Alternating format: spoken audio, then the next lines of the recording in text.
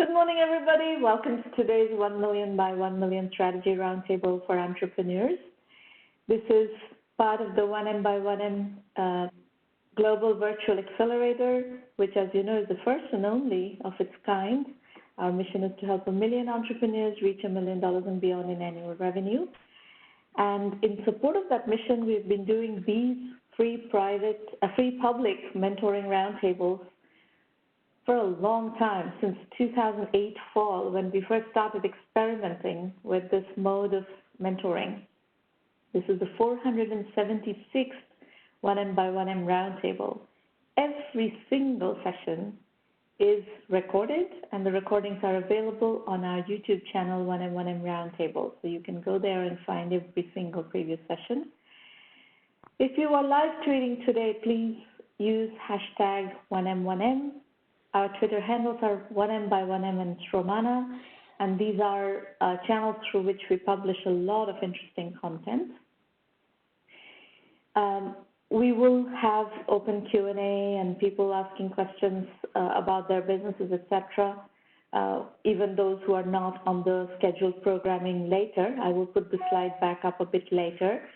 The thing that you should remember is that this is a roundtable, not a broadcast, so we are very interested in having your points of views, questions, etc. It is an interactive session.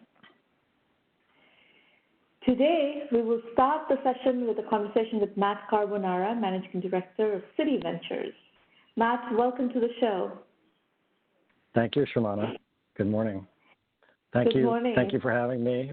Big fan of your podcast and big fan of your 1M1M goals. And I'm excited to be here. Thank you. So let's start by introducing our audience to you, as well as what's happening at Citi Ventures. How are you positioning the fund, etc.? Absolutely. So maybe let me just start a little bit with Citi Ventures, and then I can double click on my background as well.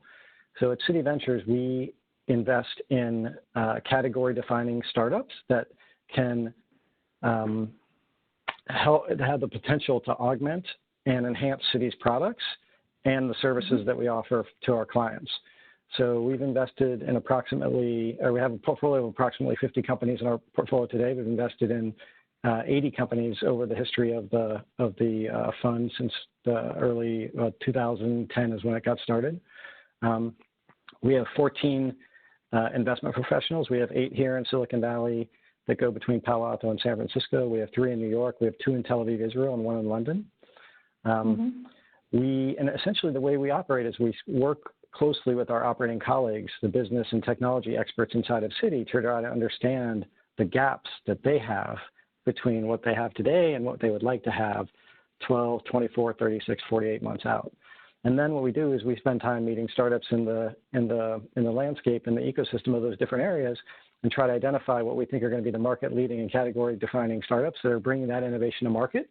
And then we bridge those companies into Citi in order to help accelerate the adoption of new business models and new technologies in Citi and get Citi to innovate faster. We do this across a number of areas that I can speak to, really think we sit inside the Chief Innovation Officers organization. So definitely one of our goals is helping Citi innovate faster by investing in these companies that really solve problems that Citi has, and then bridging them into Citi and accelerating Citi's adoption of those technologies, or even maybe getting Citi introduced to the technology it didn't even know, or a company it didn't even know existed, and then getting it to adopt that technology.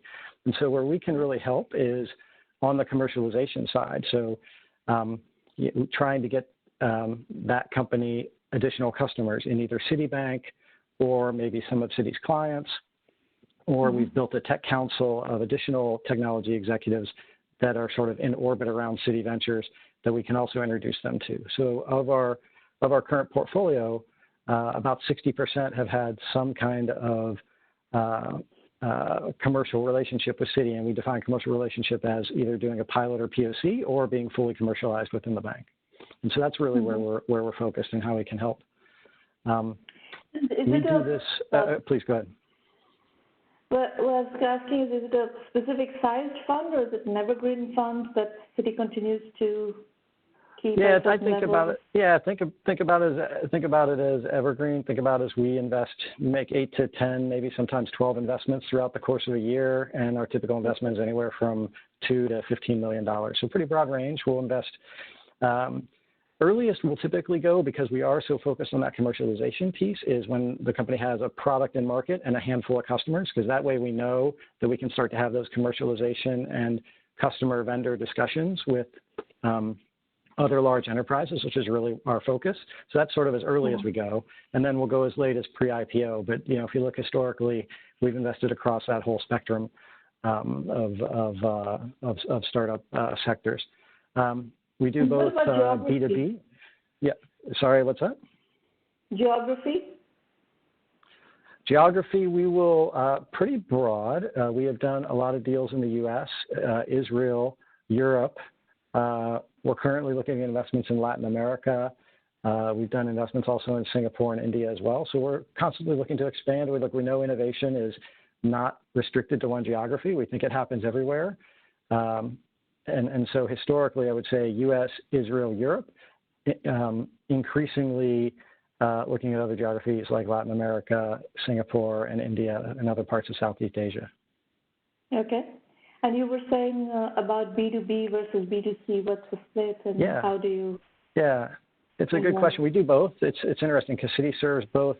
We have a retail bank or a consumer bank that serves consumers, so we'll invest in B2C technologies that sort of are disrupting or helping in think about innovation in that area. And then we serve we probably bank a large percentage of the global 5,000. And so we serve a lot of institutions as well. So we'll do B2B, and we really do this across 5 key areas. Think about one of the big buckets that covers a couple of those 5 areas as banking and sort of finance focus. So that's where Citi could be, a partner, a go-to-market partner, maybe a customer, co-brand, co-sell a product. And so those areas like fintech and financial services, trying to identify the emerging trends, new models in banking and financial services. The second bucket there is commerce and payments. So uncovering better ways to engage consumers by providing innovative offers and leveraging new payment rails and payment infrastructure. A newer area that we've added there, it's not sort of, we haven't officially added it to our website, but we are spending time around prop tech or property technology as well, because we really see a lot of disruption, a lot of innovating things happening there. The other sort of broad practice, and where I actually spend more of my time, is on the enterprise side. So think about Citi as a consumer of technology in order to enhance the products and services that we offer. So these are areas like cybersecurity, cloud, developer tools, other areas of traditional enterprise IT, so solving for those next generation security threats. We have 40-some thousand developers inside of Citi. How do we help make them more effective and able to deliver applications more rapidly and more efficiently and effectively to our customers? Second bucket there would be data and analytics and machine learning. There's obviously a lot that can be gained from using data Citi has to enhance customer experience, offer better services to its customers. And then third is customer experience and marketing. So, how can we improve that customer experience? Things around how do you improve the contact center or call center experience? How do you improve the online digital experience for our customers? So those are all areas where we've invested. And more recently, we've started to add and look at areas like RPA or automation, like how can we automate processes in the bank? Again, with the thought of how do we become more responsive to our customers and how do we offer a more efficient and more effective customer experience? Okay, there's a lot of stuff that you said here that we can double click down on. Let me start with the first question, which is, can you talk us through a case study of a company that you've invested in that actually found significant go-to-market leverage through the Citi customer base? It's a good question.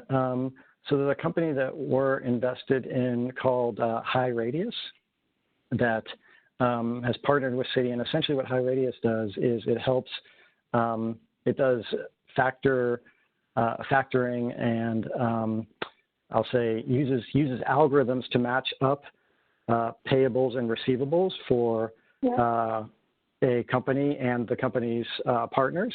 And so that's an area where it's sort of helping manage cash for companies, and that's one where we're partnered and we're sort of selling that product together in the market. We also can I just ask one follow-up question to that one? When you do that, when Citi is co-selling an investee company's product, what are the terms? Is Citi taking a percentage of the sales? How do you structure these relationships? It's a good question, Shramana. I think it's a case-by-case basis. So, I mean, I think we don't get involved in that part of it. We like to think of ourselves, backing up a little bit about Citi Ventures, we think of ourselves as, hey, we're going to do the investment piece and we'll let the business unit do the business piece, right? So that part is sort of left to the business that's doing the deal with the company and the company itself. Okay, fair enough. Let's go to the other categories that you've talked about where there is a relationship from that the company gets to leverage within the business. So talk about some more examples of different areas where you're investing, where the company has found a path into Citi as a channel, Citi as a customer, Citi as a partner. Yeah, absolutely. So one company that we're investing in is a company called Pindrop. And what Pindrop does is it reduces voice fraud. So if somebody's calling into your contact center and is claiming to be, John Smith calling from Nebraska, but they're really somebody else calling from somewhere in a foreign country, and it's sort of think of it as some form of voice fraud. They can detect that by looking at the quality of the line. They can actually track where that call is coming from to some extent, whether it's what networks it's traveling over, and that helps reduce fraud for us. And so that's an example of a company where we've invested in it. Citi became a customer. It's had savings for Citi on a reduction of fraud side, and then Citi, then they've gone on to get a bunch of other customers and become a successful company. Cool. A number of companies in the cybersecurity space that have also sort of followed that type of engagement with Citi. So. Okay, and if you kind of play out the value chain, the next natural question is: have any of your companies exited into Citi? None have, actually, that I'm aware of.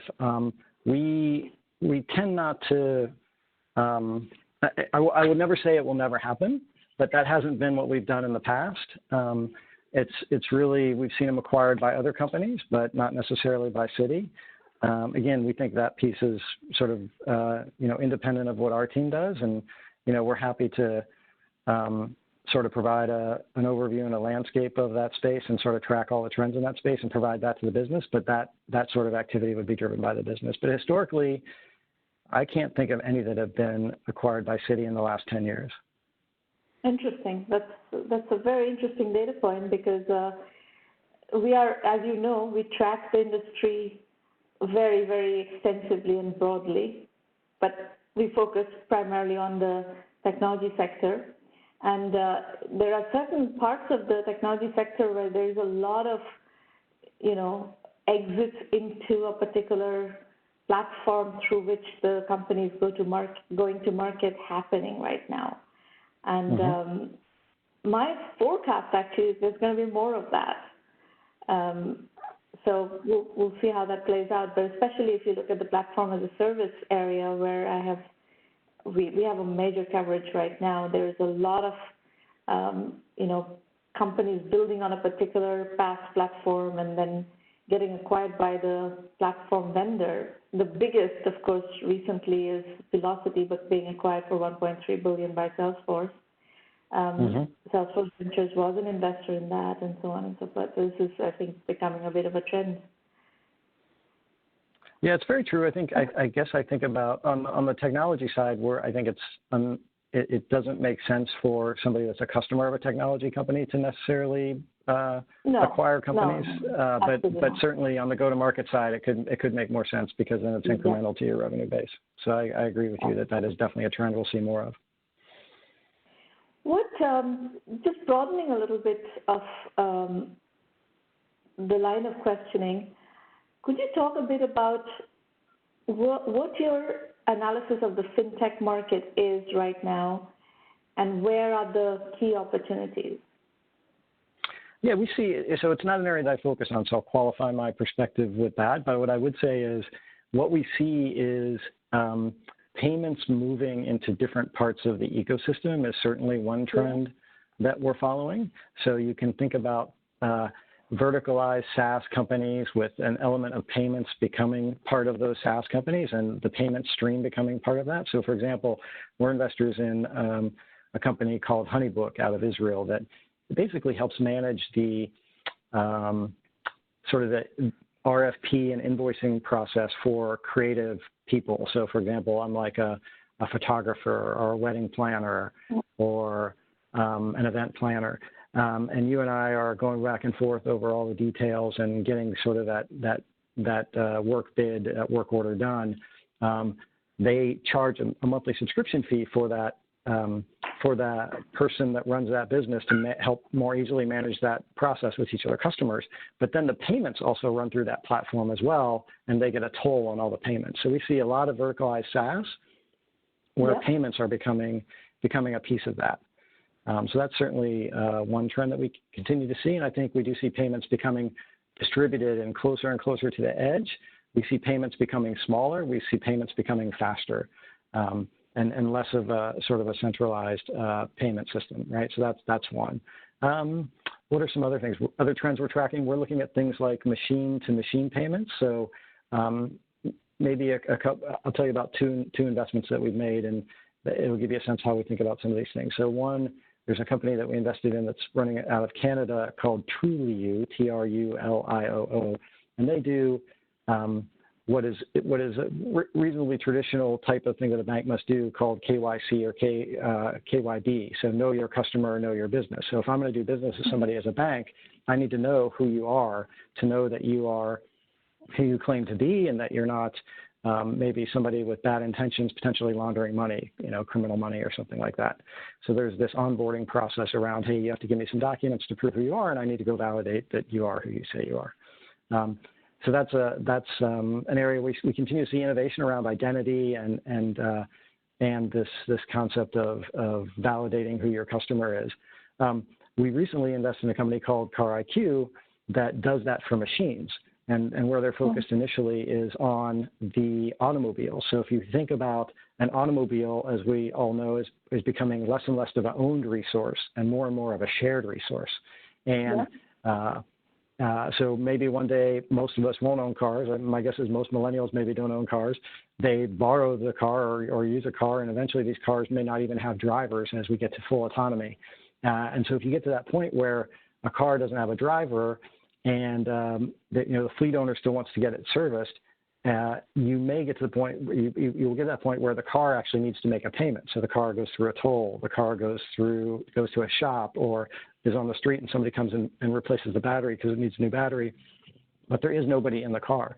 So how do you get the vehicle itself to actually make a payment? Well, to do that, just like with any other payment, you need to validate, okay, who am I doing the transaction with a very high degree of confidence to avoid fraud. And so that's what this company CarIQ does, is they fingerprint the vehicle to be able to tell you with a high degree of confidence that it is the vehicle that it claims to be.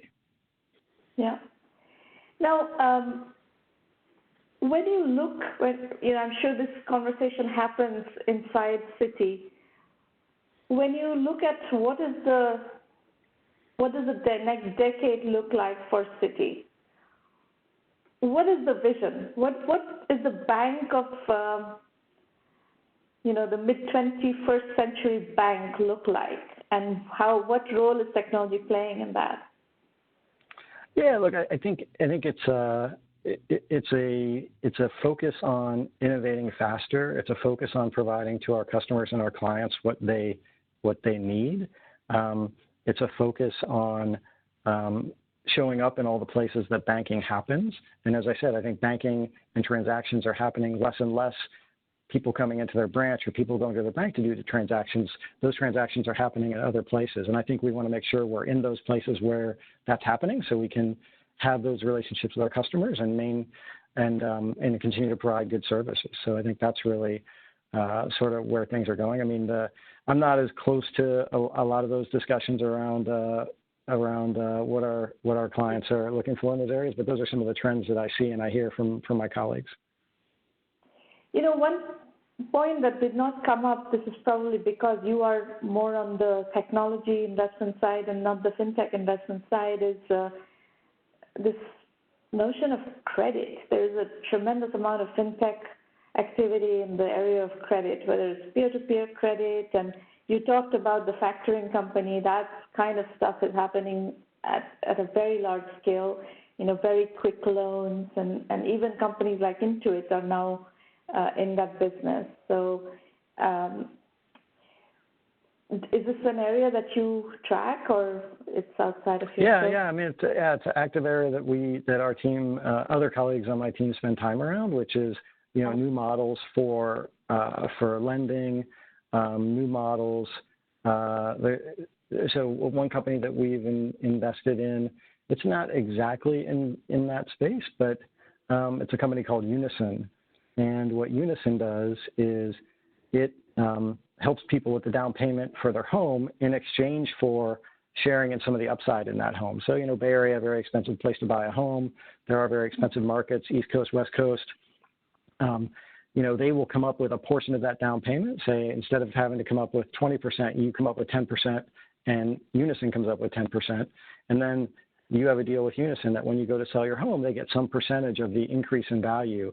And what they're doing on the back end is they're taking that increase, that instrument that they've created, this option on the increase in value, and they're packaging that up, and then they're selling it to you know, investors, institutional investors on Wall Street. So it's a really interesting model that both provides something for the institutional investor as well as for the consumer. So we've, you know, so that's an area, but we are looking at things in InsurTech. Obviously, I'm sure you know there's a lot happening in InsurTech, you know, ability to give people quotes really quickly. There's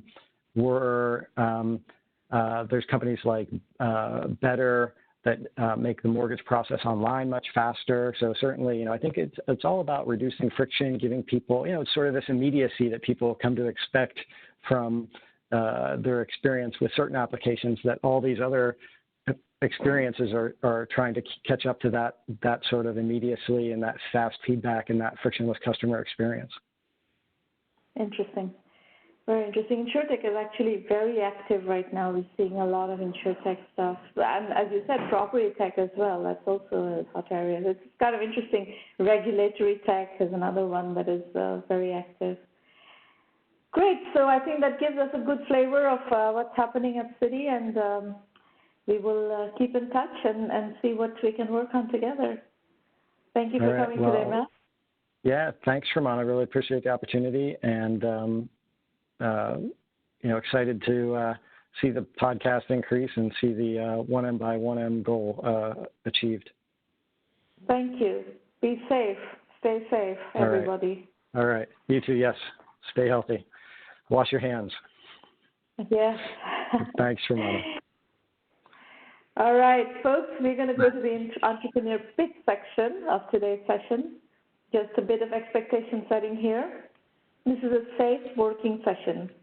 You can discuss anything that you need to discuss, and I will work with you on whatever your challenges are, and you know, try to help unblock whatever blockage you're facing in the business.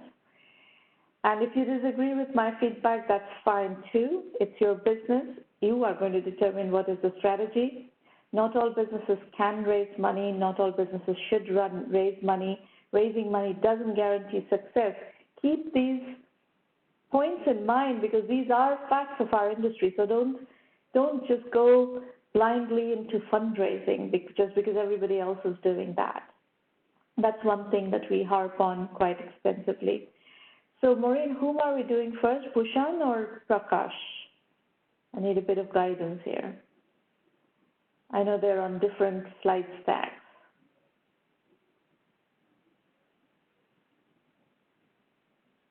I'm happy to go if you want. I am being advised to have Prakash go first. Sounds good. So here's Prakash's slide deck. Prakash, please go ahead. Prakash, by the way, is a premium member of the 1M1M program. Hello, Prakash. Hi, Carbonara. How are you? I'm well. We spoke yesterday, and I want to address, I know you're trying to plan a U.S. trip right now. I don't know if you saw, Trump has just blocked all travel through Europe. Things are very fluid. You may not want to travel at the moment. No, definitely not. I'll get stuck in some airport, so definitely not traveling. It's correct. Not a good idea to travel at the moment. So, all right, let's do your pitch. Awesome, great. Thank you so much. So I'm Prakash Bhaskaran, founder and CEO of SecurelyShare. This is my sixth startup. The previous venture was sold to Cisco. My chief marketing officer is Pratap, and he had a previous exit as well to a company called Worldline. In fact, when I started the SecurelyShare, half of my previous team came back. So the average tenure of the employees in the company is about 11 years of working with me personally. Started in 2017, 35 employees, self-funded so far. We've been part of a few accelerators as well as being recognized by Data Security Council of India, NASSCOM, as well as NetApp for our innovation. Prakash, what is the total funding? 2.5 million. You said you're self-funded, so you have put in 2.5 million? I have put in about 1.5, and then we got a grant or a soft loan from Government of India for our innovation, about $1 million. We haven't completely drawn it, but $1 million from the government. Perfect. So we have a very good portfolio of IP, 7 granted patents so far, all revolving around data security, data privacy, data governance. This is the IP on which our entire platform has been built. Next slide, please. So if you look at the industry today, either there is data sharing happening between enterprise to enterprise, or consumer to enterprise, or enterprise to consumer. In whichever way you look at it, there is tremendous amount of data that is coming inside the organization. The organizations are treating the 3 components, data security, data governance, and data privacy, in isolation, to a large extent, even to this date. And they are really struggling to have a unified approach to stay in compliant and competitive. And this is how they are doing it today. You have the applications and then structured and unstructured data in any organization. And then you have, I call them shiny penny in the organization. To protect it, you have everything from data leak prevention, information rights management, CASB, database encryption, tokenization, masking, etc. In spite of all of them, because they operate in silos, the end result is data leaks, compliance violation, and loss of control over the data, which cost businesses tremendous amount of money and time and reputation. So what needs to happen is a unified approach. The data so far was only embedded with security, and then the rest of it was operating in silos. What needs to happen is the consent as to how the data should be used, how long it should be used, what purpose it should be used for, or the policies, who has access to it, in which network, and for how long, should be all built right into the data itself. And if you look at the Gartner, actually they have, next slide please, they have actually created a new category called data security governance, talking exactly that, a unified approach where the data security policy, consent, access controls, all of them work in a coherent manner, and they have placed that category as a growing category for the next 2 to 10 years time period. So that is exactly what we provide. Our solution is to provide a mechanism where data can be embedded with security policy controls and consent, and we call that a platform. It's a DSG Vault is the name of the platform. And our patent approach is exactly this. At the center is the data, and then we envelop them with everything that is necessary to use the data efficiently and effectively. So if I can go a little bit inside what is the capability of the platform by itself cannot do anything, but once it is deployed within an organization, it provides rich set of APIs to talk to enterprise applications so that sensitive information, sensitive critical information can be separated from transactional information. And in place of the sensitive critical information, we provide the reference keys. And that sensitive information sits inside a vault, which is encrypted. Only trusted application can use them, and only by authorized user. And the consent and the policies are enforced on that data all the time. So there is no, we are not changing the processes, we are not changing the workflows, but then we ensure that the data is used as per the policies and the consent that it was originally meant for. And the entire thing happens with a complete audit trail. So whether it is for internal audit or for regulatory audit purposes, you can always demonstrate how the data was used. So this is a very pictorial way of looking at how we do the business. On one side, you pass the sensitive critical PII data. On the other side, you receive the reference keys. And this reference key is embedded with the policies and concern.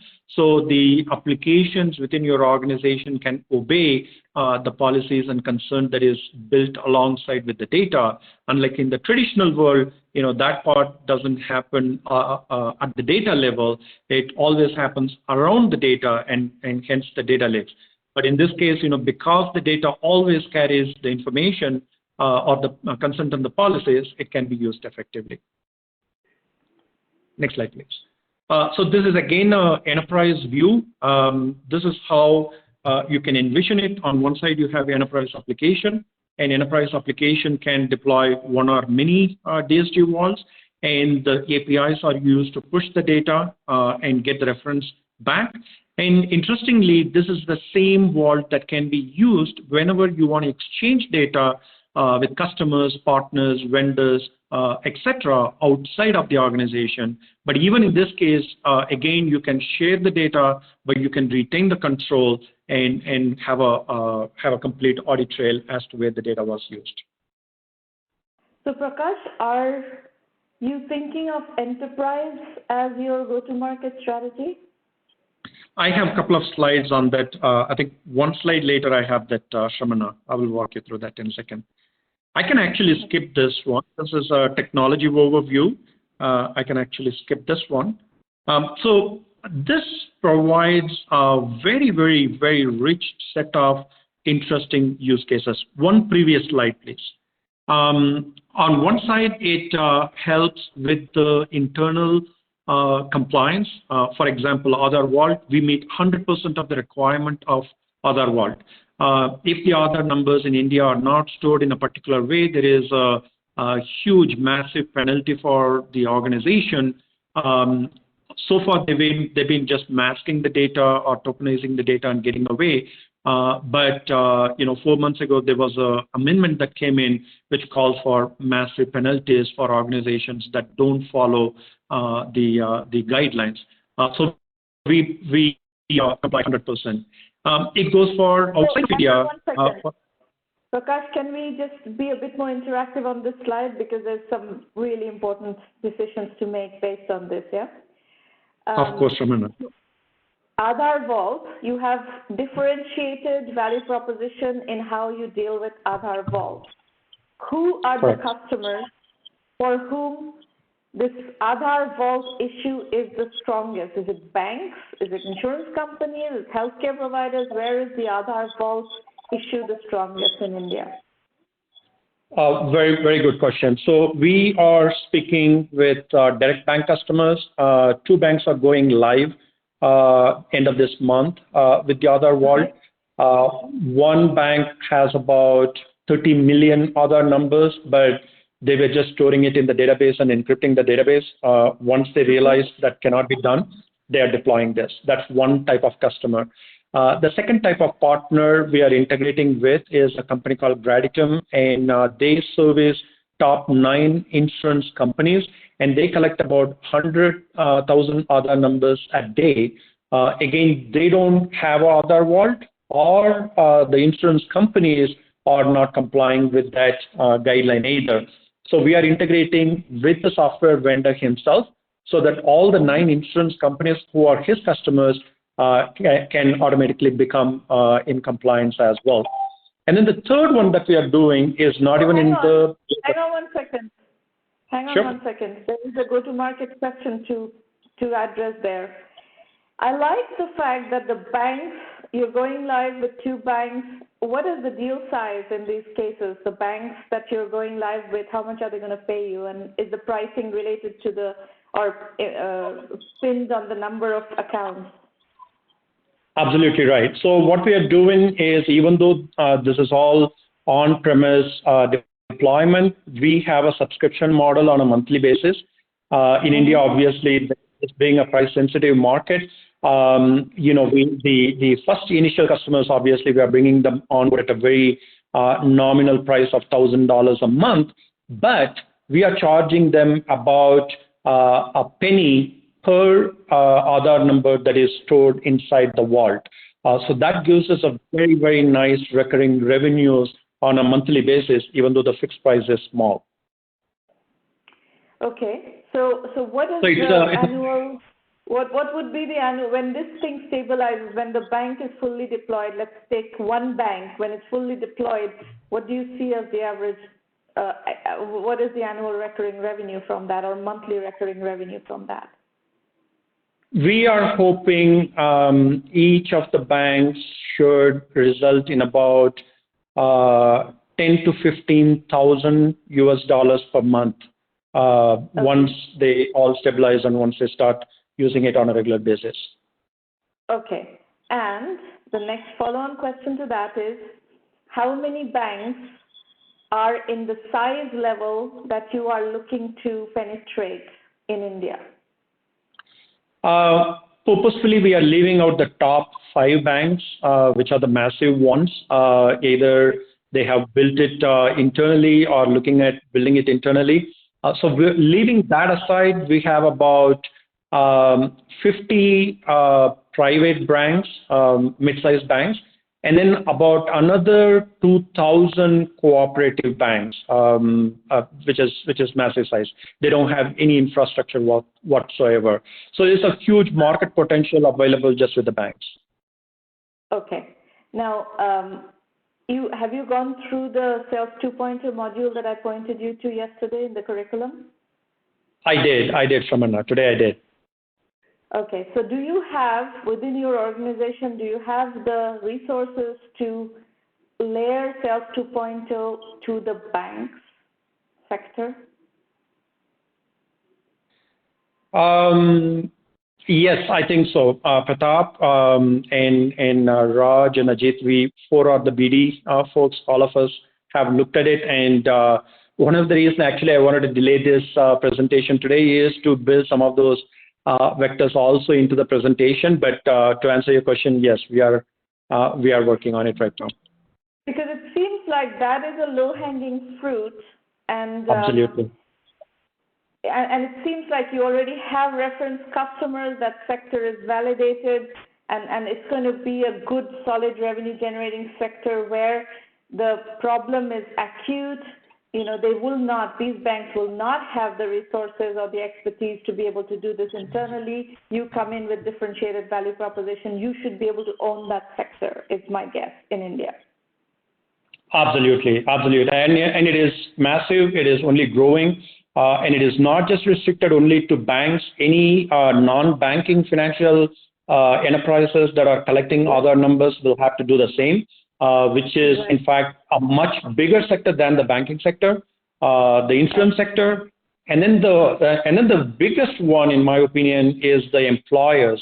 Employers collect these Aadhaar numbers for pension, retirement, and other purposes, verification, etc. And they are also storing them either in SAP SuccessFactors or payroll software, etc. And again, all the employers, large employers who are collecting these other numbers would be our potential target as well. Perfect. So that, I think, from your Aadhaar Vault positioning, you already have a pretty sizable market to go roll out Sales 2.02 for India. Now, I do want to address the second use case that you started going into, which I don't like as much, and I'll tell you why I don't like it.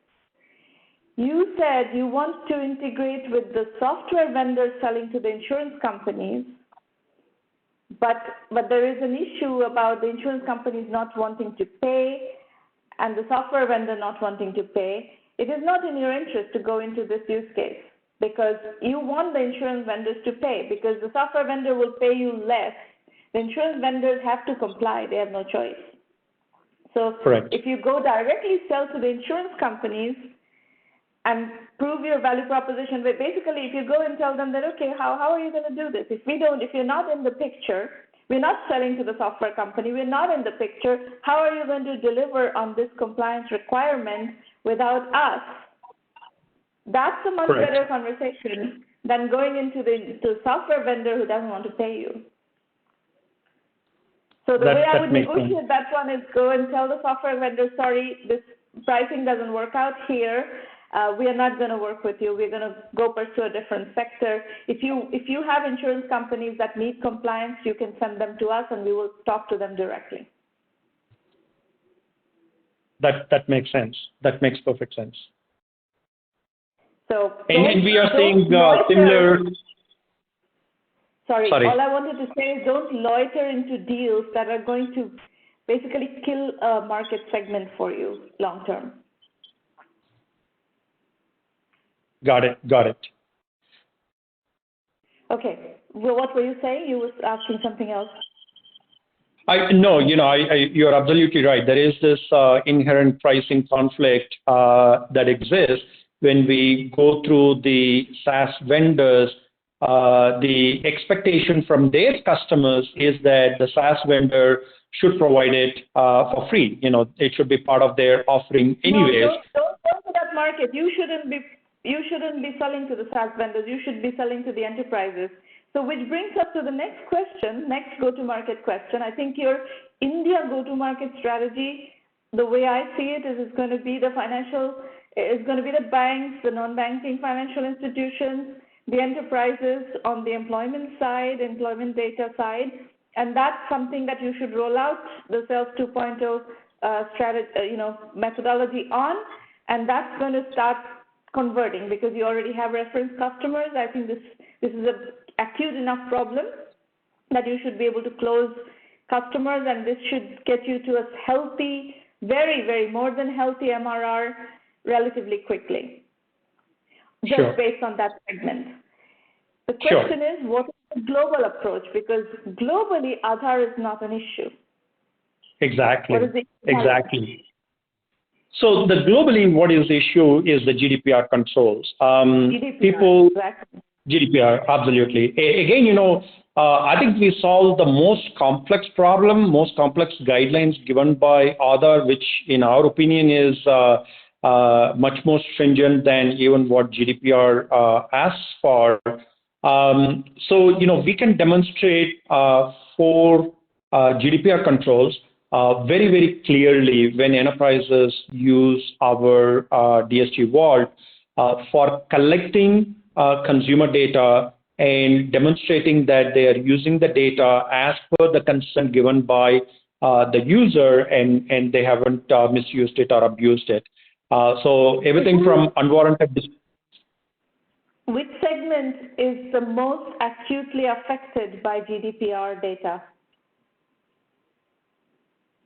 We had some conversation, Shramana, we need to do a lot more discovery on it. We talked to some of the software vendors in Zurich that services the banking industry. Their problem seems to be that they are collecting passport, driver's license, and other information. Everything is secure within the network, but they are not able to demonstrate that the collection of these sensitive documents are being used only for the intended purposes. So we have done one or two discovery that way, but there's a lot more that needs to be done. Okay, so if it is a banking, if you come to the conclusion that your best entry segment globally is going to be banks, then you should focus on European customers because GDPR, as you know, is a much bigger issue for Europe right now. True. And if you have already banking reference customers in India, you can use that to get into banks in Europe and so forth. So, but do some research on GDPR and what segments are the most affected by GDPR, because banking is not the only one. You know, GDPR is impacting lots of sectors. So, you know, there's as simple as retail. You know, we have seen huge credit card breaches, Target and all that, and even online companies have issues. So do some research on that. But for the moment, I will say, because we are in this coronavirus nightmare at the moment, Europe is in a very bad condition. Of course. So for the moment, do the research on Europe, but just sell in India. Just roll out Sales 2.0 on India and get as many banks as you can going, and just tighten up your financials and tighten up your reference customers. So if you have those reference customers, in parallel, do the research on Europe, and as soon as this thing settles down, and this may be 6 months, 9 months, it could be even 12 months, you know, because what people are saying, and this is, I'm talking for everybody's benefit now, coronavirus this is a may with capital M, capital A, capital Y, nobody knows yet, may settle down in the summer once it gets warmer, but even if it does, it is likely to re-emerge in the fall when the temperature drops again. And the hope is that by the fall there will be vaccines and drugs in the market, and we will be better, the world will be better prepared to deal with all this. But there is no clarity on any of this. For the next 3-4 months, things are going to get worse. So try to limit travel as much as possible and try to do business online, as I talked about yesterday in the private roundtable as well. But do not give up on BizDev, online BizDev. This is why the Sales 2.0 methodology is perfect for you right now, because people are doing business. People are working from home. People are working on, Zoom and Webex, and they're doing business. So just keep doing business and keep educating the market, keep developing your funnel, and you will close deals. I think you will close deals. But there is a process to closing deals anyway. If you have to train up 100 prospects, 100 banks, 50 larger banks, another, 50 maybe smaller banks, you have to take them through the funnel, and you have to educate them on Aadhaar Vault and all of that. Do that. Of course. Nothing is preventing you from doing that. Okay, so good. This is a very productive discussion. I'm glad we are going through this discussion. What else would you like to address, Prakash? So yes, like you rightly said, our focus right now is in India, Shramana, especially with the current situation, and hopefully, we will get to collect some customers towards end of the year or once this thing dies down. But right now, like you said, the focus is India.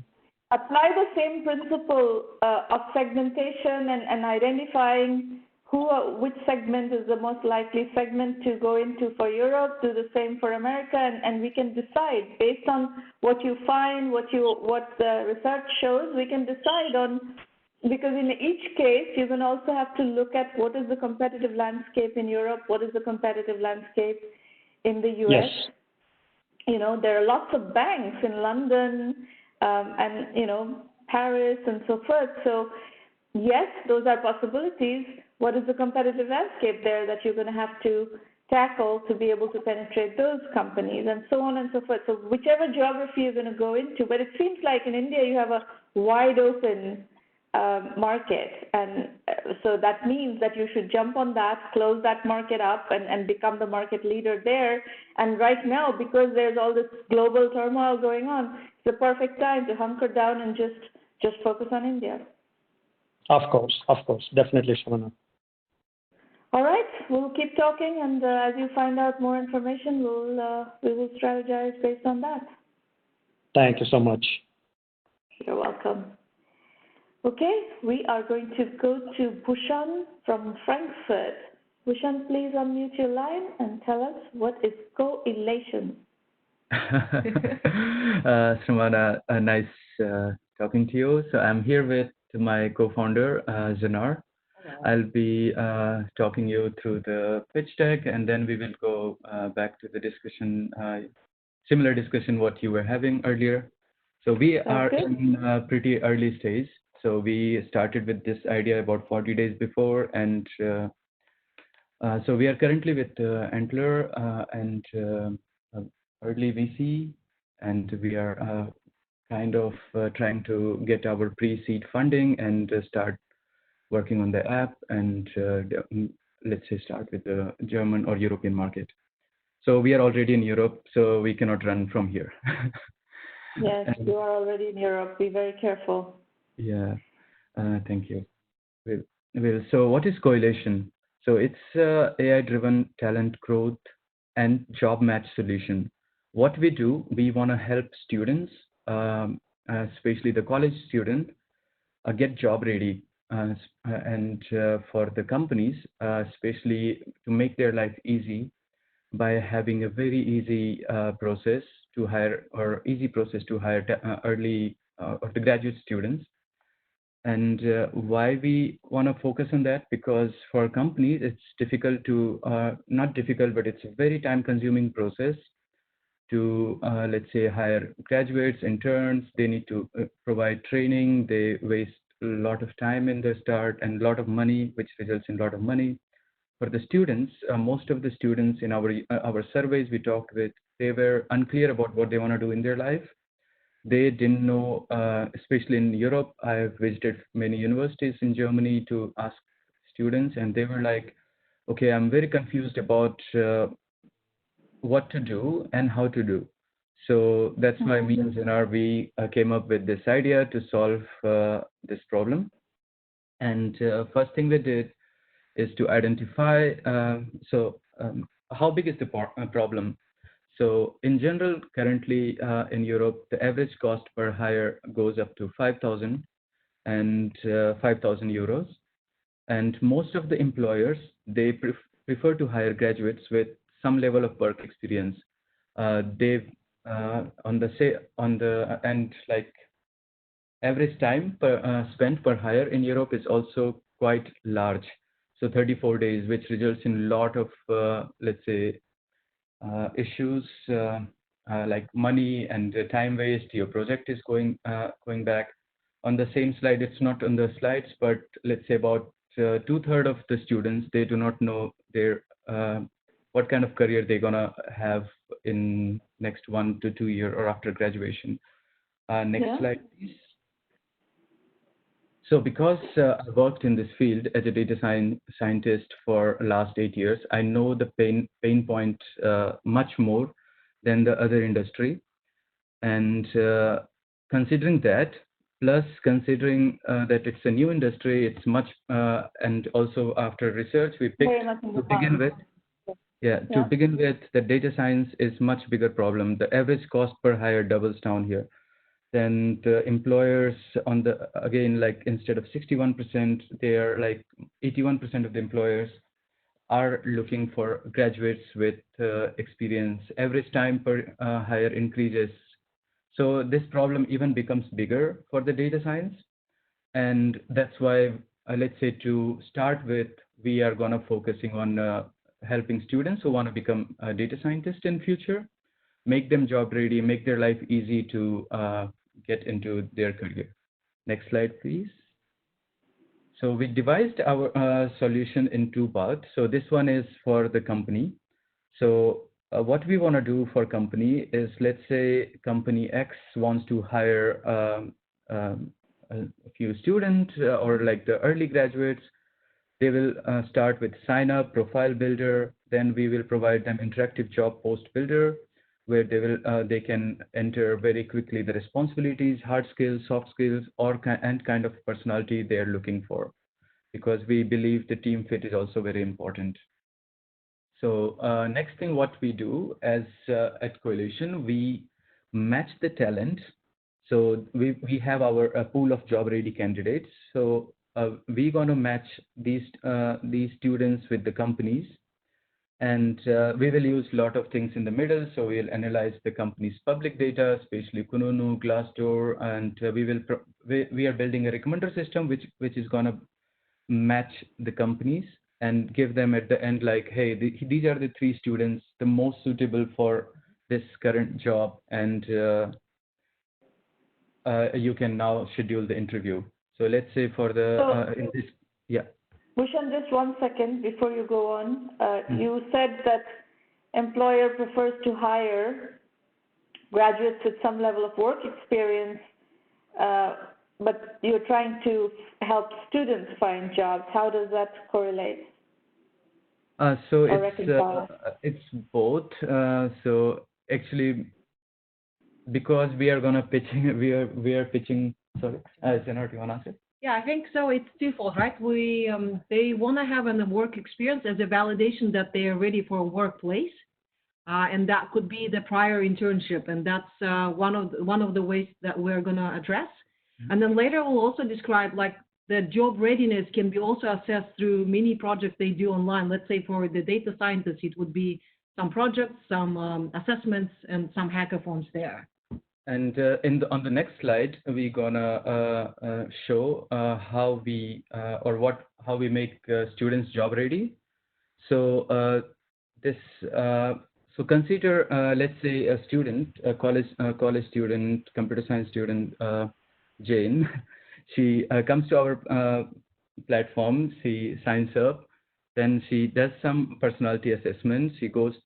She provides the input, interest, goes through some aptitude and the tech skills, and based on that, let's say she comes out like INTJ, as she's interested in sustainability, and her tech skills are basic Python. So based on that, we recommend like, hey Jane, you should take the data science career path. Then we move to the next stage, where we make her a bit better at the same thing. So there will provide her personalized learning. So we will be on the assessment. Based on the assessment, we will recommend like, hey, next thing you should do is a course on EDX, which will be like Python for data science. Mm-hmm. We'll also help her connect with some online hackathon. We'll give her some curated learning, which will be like a relevant article for her to read per day, not the world, but let's say 5 to 10 articles per day she should finish. And event suggestion. And after completing all of this, we will be tracking most of the data, analyzing it, or our platform will be doing that. And with the help of, let's say, another test on the top, we will give her like, let's say, the job ready badge. And this is what we are focusing, because as a student, I want her or him to get job ready. And this is the best approach we are thinking right now. And the next step, once she earns that, she'll have the digital CV and she can connect. So so on this slide, how we are different. So we looked at it, and first we thought there is no competitor in the market, but then we came up with a lot of them. But how we are different is we are making student job ready, and then helping her go to the job, and this kind of training, or like connecting directly with the company with the help of mini job, internship, and entry-level jobs.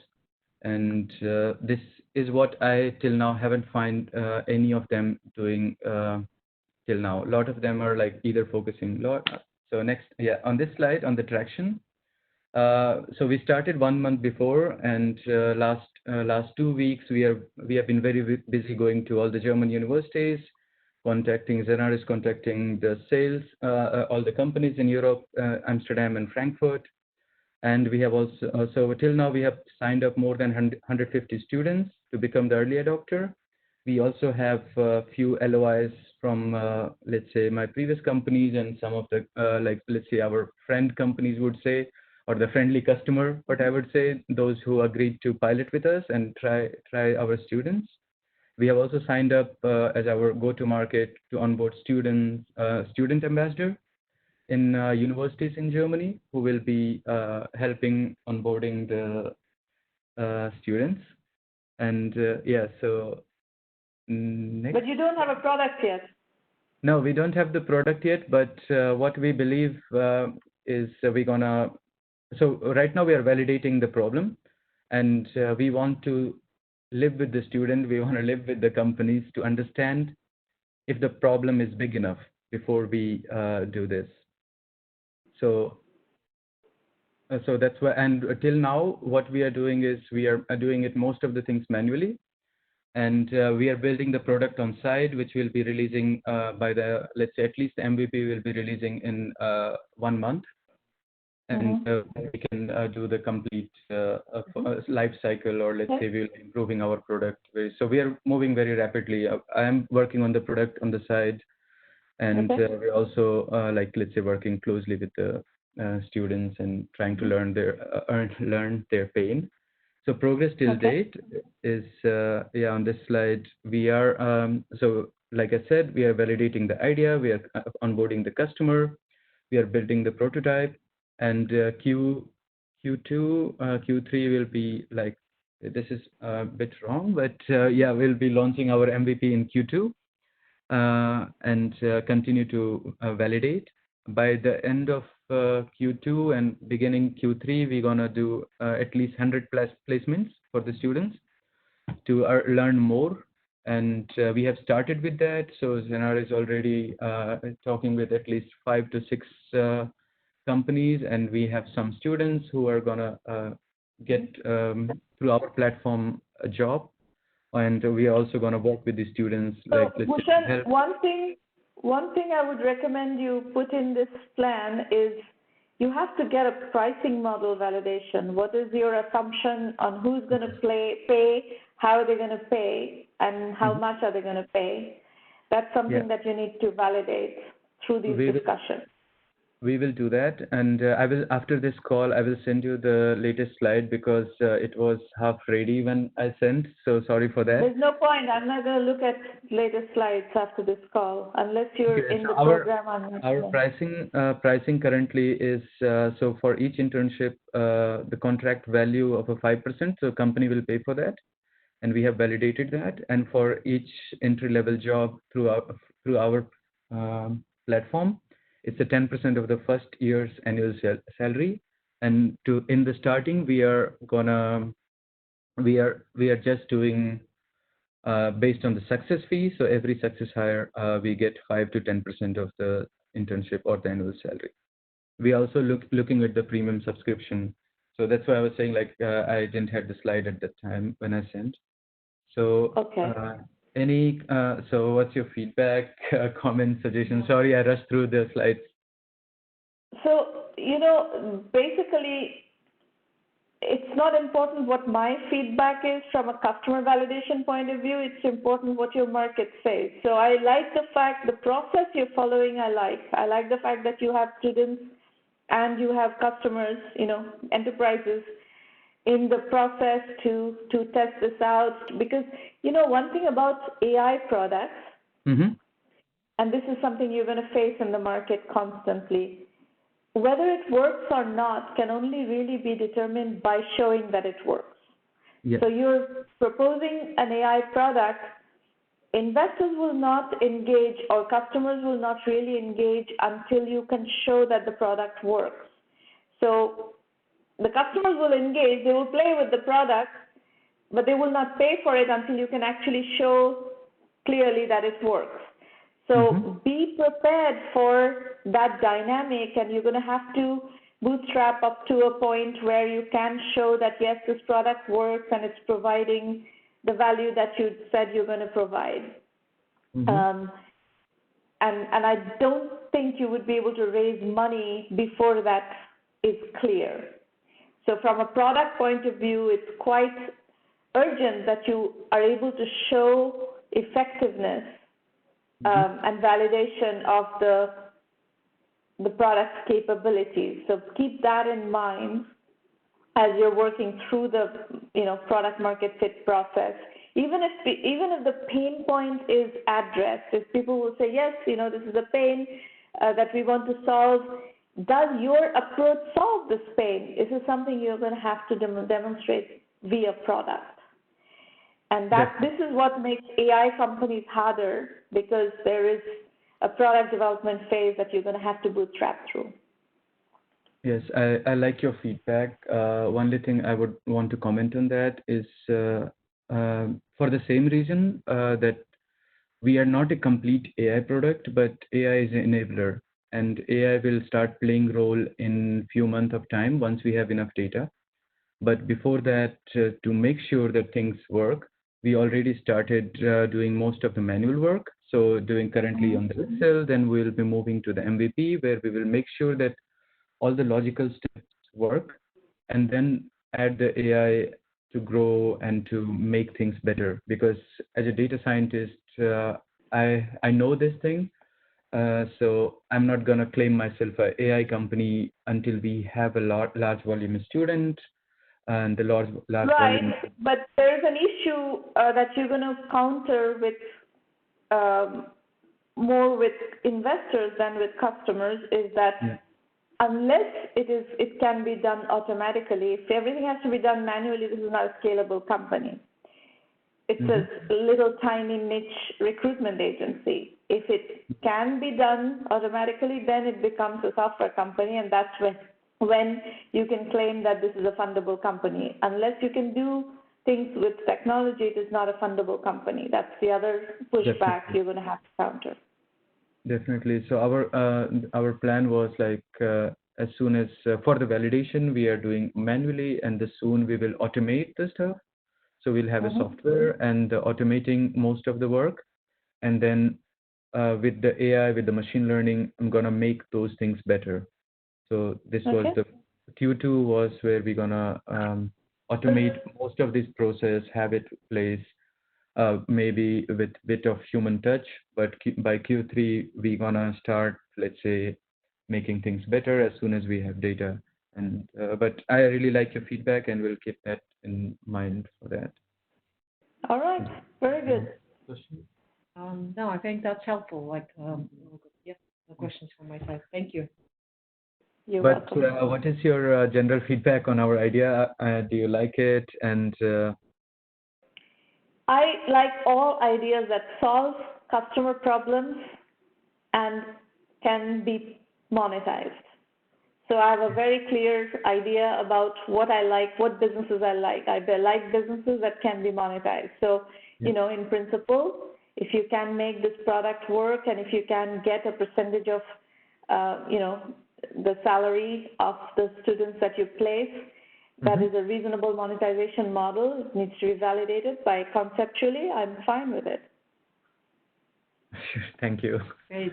Thank you. That's a lot of encouragement for us as we are starting off. So thank you so much. Good luck. Thank you. Okay, folks. If you like what we are doing here in 1Mby1M, and by the way, our workflow is completely virtual. We run a virtual company, and our entire program is virtual. So no interruption, no disruption in 1Mby1M because of coronavirus, unless we get sick ourselves, which may happen. We will continue basically exactly business as usual. And you are very welcome to come and work with us through these online mechanisms. And also refer other entrepreneurs here. If you like the kind of candid feedback, the kind of, rich, deep, very, content-rich interactions that we have, we discuss strategy, and strategy is complex. So you have to be open to that kind of discussion. If you are, then you're very welcome to join 1Mby1M. Resources-wise, everything is online. Everything is at 1Mby1M.com. You will find a blog that is very rich. You'll learn a lot from just following the blog, and it's free. The Entrepreneur Journeys book series is available on Amazon. It's 12 volumes of case study-based books. You'll learn a lot from that as well. These roundtables happen every week. Over 150,000 people have attended. You are welcome to, come as much as you need to, especially right now. There's a lot of anxiety out there. If you need to touch base with the community that is available online, available regularly, please come. Please come anyway, but right now especially, if you need support, if you need to feel safe, come and we'll talk. We'll talk about anything that you need to talk about. Our premium program is also completely online. It's a $1,000 annual membership fee for our full acceleration program that gives you extensive methodology guidance, a full curriculum that you can learn from. We help you with business development, lots of introductions into our powerful network to potential customers, channel partners, investors, media, analysts. We help you with strategy consulting similar to what you experienced today, but members only for our premium members. And we help with financing as well as we have a lot of clout in the media. Go to the self-assessment tab on the website and go through the questionnaire. This is a strategic planning questionnaire that these are the questions investors ask you. We want you to ask these questions yourselves so that you can be prepared for being grilled by investors. If you get stuck, 1M1M Basic is our curriculum-only option, $99 a month. Go study the curriculum, plug your knowledge gaps. You will be much further along. The first-time entrepreneur's journey is very steep from a knowledge curve point of view. Anyway, dig around on the website. There's lots of information, what to expect from the premium program, what to expect from basic, FAQs, video FAQs, full description of the curriculum. The curriculum is case study based with over 1,000 successful case studies, case studies of successful entrepreneurs, 100 plus unicorns, 400 plus bootstrap companies, 400 plus venture funded companies. All these case studies will teach you a lot, give you blueprints of how to navigate your journey in specific situations, specific types of companies, specific types of go-to-market strategies, and so on. Our methodology is lean, capital-efficient, bootstrap startups. Philosophy is bootstrap first, raise money later, because that's when you can raise money. The probability of raising money goes up significantly if you bootstrap first to validation and even traction before you go out to raise money. That's just how the market operates. That's it. Our next two free roundtables in March are 19th and 26th. We have online rendezvous that's broadcast live on LinkedIn Live, Facebook, and Twitter. Those are Tuesday mornings, 8 a.m. Pacific time, March 17th, 24th, and 31st. We do have a rendezvous in person scheduled for March 25th, but this morning, what's coming out of the media is not good in the U.S. And the west coast of the United States is the coronavirus conditions are deteriorating. So people are not very keen to go into public spaces. So we are probably going to cancel the March 25th rendezvous, and we're going to hold off on these in-person rendezvous for a while. So pretty much the only change in the 1 million by 1 million community's workflow is going to be that we will discontinue the in-person rendezvous for a few months until things settle down. Otherwise, we will be here every week, multiple times a week, online through the different touch points that we do our online rendezvous, online roundtables like today, the premium program roundtables, the premium program curriculum, all that is available for you to use. And please do not stop your business development activities. Be at home, work from home, but work virtually. Keep your business development activities moving. Do not freeze. A very, very important thing to remember in these kinds of dangerous times is you cannot afford to freeze. If you freeze, you're going to lose your business. You have to keep the ball moving forward. And in that process, to the extent that we can help you we can be supportive of your work as well as your emotional condition. We have a lot of empathy for your condition and are available to be there for you. So use these roundtables. These are free roundtables. You can come from anywhere in the world. You don't need to take a plane. You don't need to walk anywhere. You don't need to drive anywhere. So just dial in and come, and we will continue to be here. All right, if anybody has questions, now is the time to call in or ask questions in public chat. While you're doing that, let me introduce you to Irina Patterson, also available online. You can ask her questions and about the program, and feel free to reach out to her. Anybody, questions, comments, anything you want to discuss further? And if not, we're going to adjourn. Thank you. Sounds good. All right. Well, take care, everybody. Be safe. Do not take any undue risks. That's the motto. Bye-bye. Thank you.